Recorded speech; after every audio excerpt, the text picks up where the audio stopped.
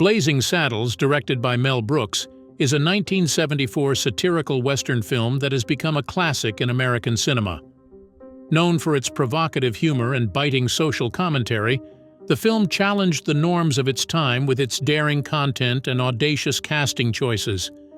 Its eyebrow-raising content, the casting decisions, and the remarkable reception it eventually garnered were all contributory factors to the success of the movie. But none comes close to the infamous line from the movie that has become well known among fans. Join us as we explore some details about Blazing Saddles that you might have been missing all this while. To begin with, Blazing Saddles features a remarkable ensemble cast, with each bringing a unique element to the film's comedic and satirical tapestry. For instance, we have Cleavon Little playing the role of Bart. Little was cast as the film's protagonist, the first African-American sheriff in the all-white town of Rock Ridge. His portrayal was both groundbreaking and controversial, given the racial tensions of the time. Some of the other amazing castings in the movie include Gene Wilder as Jim, the Waco Kid. Wilder's performance as the washed-up gunslinger with a heart of gold added a layer of depth and humor. Wilder joined the cast after another actor, Gig Young, had to be replaced due to health issues. And there was also Madeline Kahn as Lily von Stupp. Kahn's character, a parody of Marlene Dietrich, was a testament to her comedic talent and earned her an Academy Award nomination for Best Supporting Actress. And these are to mention but a few of the amazing casts of this movie. Blazing Saddles is a film that thrives on pushing boundaries. Its content, which would undoubtedly raise eyebrows, includes racial satire. At the heart of the film is a biting critique of racism. The plot revolves around the appointment of a black sheriff, Bart, in an all-white town. The film doesn't shy away from racial slurs and stereotypes, using them to highlight and ridicule the absurdity of racism. In one iconic scene, Bart holds himself hostage to escape a mob, playing on the town's prejudices to comic effect. As you would imagine, having such raw content was a major issue when the movie was about to be released, and seemed like they would pull the plug at some point, but Mel Brooks was determined to see the movie become a success. Added to the racial content was also the use of sexual innuendo. The character of Lily von Stupp, the Teutonic Titwillow, is a blatant sexual parody. Her song I'm Tired, filled with double entendres, mocks the femme fatale trope and adds to the film's risque humor. Blazing Saddles is notorious for its meta-humor. In a climactic scene, a brawl spills out of the Western set and into a neighboring musical set, eventually ending up in the studio's commissary. This deliberate breaking of the fourth wall was unconventional and revolutionary for its time. From the campfire scene featuring a cacophony of fart noises to the absurdity of a horse being punched out, the film embraces slapstick humor to an extreme. These scenes, while hilarious, also serve to underscore the film's critique of traditional Western tropes. Among all the scenes, there is a particular one that has contributed to the overall popularity of the movie. The insane thing about the line from the scene is that it was never part of the script. The most beloved line in Blazing Saddles' "Where the White Women At" was actually an improvisation. In the context of the film, this line is delivered by Bart, ably played by Cleavon Little, as he attempts to elude an angry mob. The line was ad-libbed and not in the original script. Its spontaneous delivery and the situational irony it encapsulates struck a chord with audiences, making it one of the most memorable quotes from the film. This line exemplifies the film's fearless approach to comedy and its willingness to improvise and adapt for the sake of humor. Upon its release, Blazing Saddles was met with a mix of shock, outrage, and acclaim. Critics and audiences were divided over its provocative content. Some critics lauded the film for its boldness and originality. Roger Ebert, for instance, praised its audacious humor and social commentary. Others, especially the executives at Warner Brothers, however, were less favorable, criticizing the film for what they saw as excessive vulgarity and tastelessness. When Mel Brooks first pitched Blazing Saddles to Warner Brothers executives, the initial response was far from enthusiastic. The studio heads were apprehensive about the film's unconventional approach and provocative content, which boldly tackled sensitive issues like racism and sexism through satire. This initial skepticism stemmed from the film's audacious humor and the potential risk it posed to the studio's reputation. Warner Brothers executives were particularly concerned about the film's liberal use of racial slurs and its irreverent take on the Western genre. The screenplay, filled with biting social commentary and slapstick humor, seemed too controversial for mainstream audiences. The idea of casting an African-American actor, Cleavon Little, as the lead in a Western, which was an unorthodox choice at the time, further fueled their doubts. They feared that the film might alienate both conservative viewers and African-American audiences, potentially leading to a box office disaster. Ordinarily, such fears were valid at the time and could have been enough reason to draw the curtain on the show, but Mel Brooks was hell-bent on seeing the movie succeed. Despite the initial pushback, Mel Brooks was determined to bring his vision to life. Brooks, known for his comedic genius and fearless approach to satire, was confident in the film's potential to resonate with audiences. He leveraged his previous successes, such as The Producers, released in 1967, to build trust with the studio executives. Brooks passionately argued that Blazing Saddles was not merely a comedy, but a poignant satire that used humor to highlight and critique societal prejudices. Brooks enlisted the help of influential allies within the studio to advocate for the project. Richard Pryor, a brilliant comedian and one of the film's co-writers, played a crucial role in this process. Pryor's involvement lent credibility to the film's treatment of racial issues, helping to assuage some of the executives' fears. Additionally, Brooks promised to work within a modest budget, minimizing the financial risk for Warner Brothers. To further convince the executives, Brooks created a pilot scene that encapsulated the film's essence. The scene chosen was the infamous bean scene, a hilarious and groundbreaking sequence featuring cowboys around a campfire, indulging in a cacophony of fart noises. This scene, though crude, exemplified the film's bold and irreverent humor. When Brooks presented the pilot scene to the Warner Brothers executives, their laughter and positive reaction marked a turning point in their decision-making process. Ultimately, the combination of Brooks's unwavering confidence, strategic persuasion, and the pilot scene's success convinced Warner Brothers to greenlight Blazing Saddles. The studio heads decided to take a calculated risk, hoping that the film's humor and social commentary would resonate with a broader audience. They placed their trust in Brooks's comedic vision and the talented ensemble cast he had assembled. Warner Brothers' initial reluctance to produce Blazing Saddles is a testament to the film's groundbreaking nature. The studio's eventual decision to proceed with the production was a leap of faith that paid off tremendously. Blazing Saddles went on to become a critical and commercial success, grossing over $119 million worldwide and earning a place in cinematic history as a daring and influential comedy. This journey from skepticism to approval highlights the challenges and rewards of pushing creative boundaries in filmmaking. It underscores the importance of visionary leadership and the power of comedy to address and reflect societal issues, paving the way for future films to explore similar themes with humor and insight. On the other hand, the audience response was equally polarized. Some viewers were taken aback by the film's unabashed approach to racial and sexual humor, while others appreciated its satirical edge and irreverence. Despite, or perhaps because of its controversial content, Blazing Saddles quickly gained a large followership, resulting in the success of the show. Over time, the initial shock gave way to a broader appreciation of the film's genius. Blazing Saddles has since been recognized as a groundbreaking work in comedy and satire. The film's critique of racism and its subversion of Western tropes has cemented its place in cinematic history. Its influence can be seen in numerous films and television shows that followed, which sought to emulate its blend of humor and social commentary. One other major factor that contributed to the movie's overall acceptance was the soundtrack.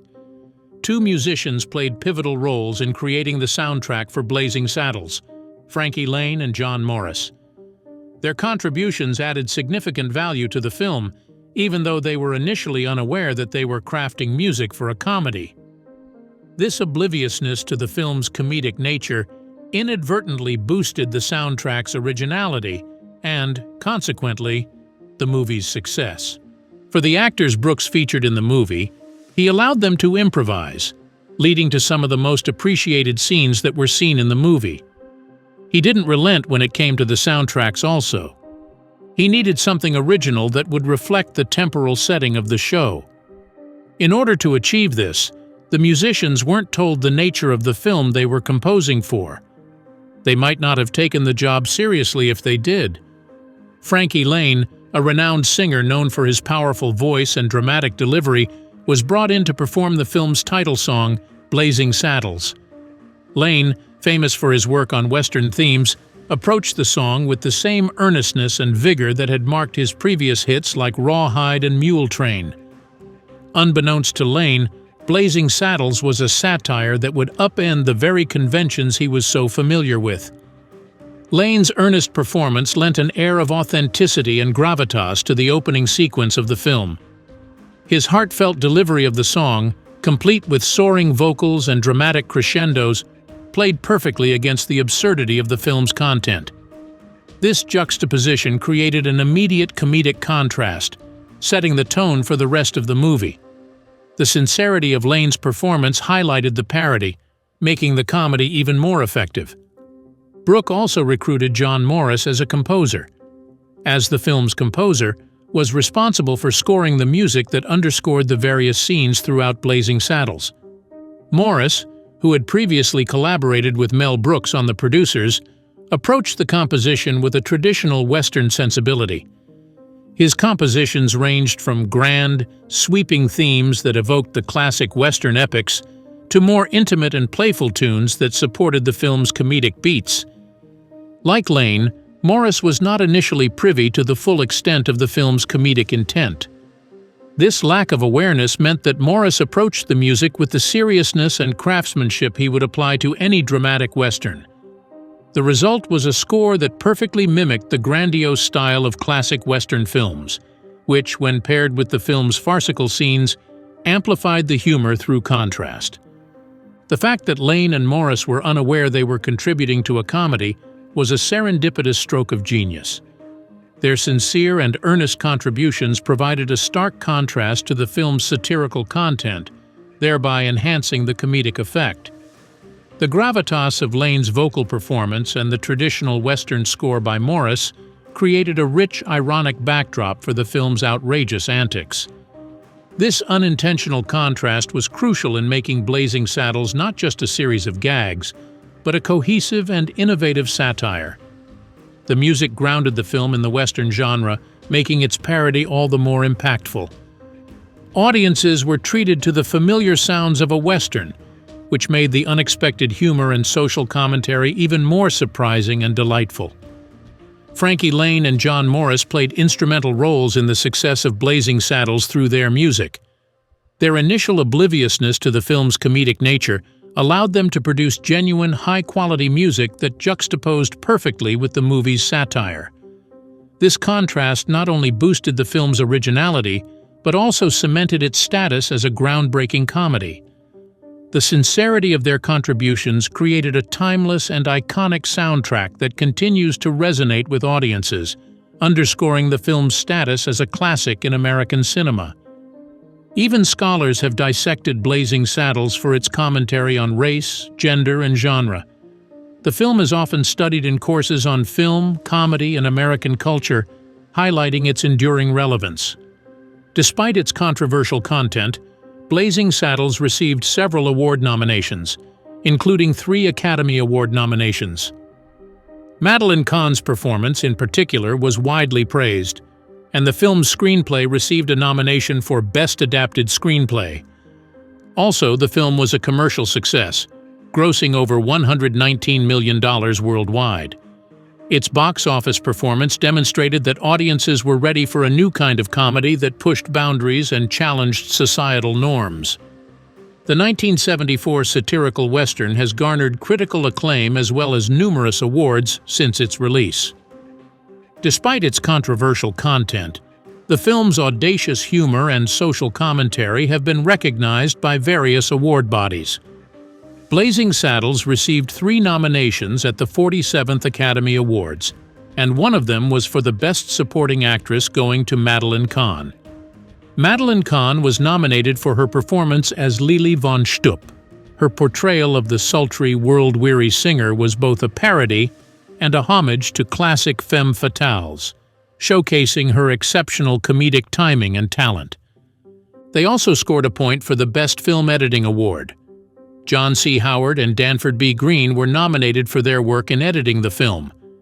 Their skillful editing was crucial in maintaining the film's fast-paced comedic timing and integrating its various narrative elements seamlessly. The title song Blazing Saddles, written by John Morris and Mel Brooks, also received a nomination for Best Original Song. The song captures the film's satirical spirit and Western motif, adding a memorable touch to the movie's opening sequence. Beyond the Academy Awards, the movie also found a place in the Writers Guild of America Awards. Blazing Saddles won the Writers Guild of America Award for Best Comedy, written directly for the screen.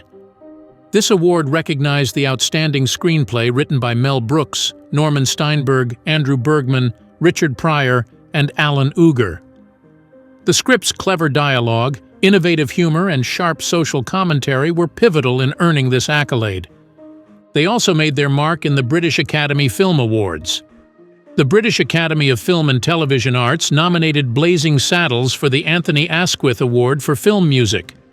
The film's score, composed by John Morris, played a significant role in setting the tone and enhancing the comedic and satirical elements of the movie. Also, in the Hugo Awards, Blazing Saddles won the award for Best Dramatic Presentation in 1975. The Hugo Awards, which honor excellence in science fiction and fantasy, recognized the film's innovative approach to genre blending and its impactful social satire. While not a competitive award, Blazing Saddles has received significant recognition from the American Film Institute, including the AFI's 100 Years.100 Laughs in 2000. Blazing Saddles was ranked 6th on this list, which celebrates the funniest American movies of all time. This recognition underscores the film's lasting impact on the comedy genre. Also, on the AFI's 100 Years.100 songs, the title song Blazing Saddles was nominated for this list, highlighting its memorable contribution to the film's identity. In addition to these awards, Blazing Saddles has been honored with numerous accolades celebrating its legacy and influence. Owing to its rich cultural content, in 2006, the film was selected for preservation in the United States National Film Registry by the Library of Congress for being culturally, historically, or aesthetically significant. This designation ensures that the film will be preserved for future generations as a key piece of American cinema. Since its release, Blazing Saddles has been recognized by various prestigious award bodies for its groundbreaking comedy, sharp social commentary, and memorable performances. The accolades it has received, from Academy Award nominations to a Hugo Award win, underscore its significance and enduring appeal. These awards celebrate the film's innovative approach and its lasting impact on both the comedy genre and American culture. Blazing Saddles remains a testament to the power of comedy to provoke thought and challenge the status quo. Its controversial content, from its daring racial satire to its irreverent humor, initially raised eyebrows and sparked debate. Yet this same content is what has made the film a beloved classic. The ad-libbed line, "Where the white women at?" symbolizes the film's spontaneous brilliance and fearless humor. Over the decades, Blazing Saddles has not only survived but thrived, earning its place as a cultural touchstone and a landmark in the history of American cinema. Over the years, the movie has remained relevant due to its cultural impact. Despite the movie being over 50 years old, they continue to get new fans of the show, owing to the display of professionalism on the side of the actors and the timelessness of its content. The air of consciousness that characterizes modern-day society has contributed to the movie's relevance to this day.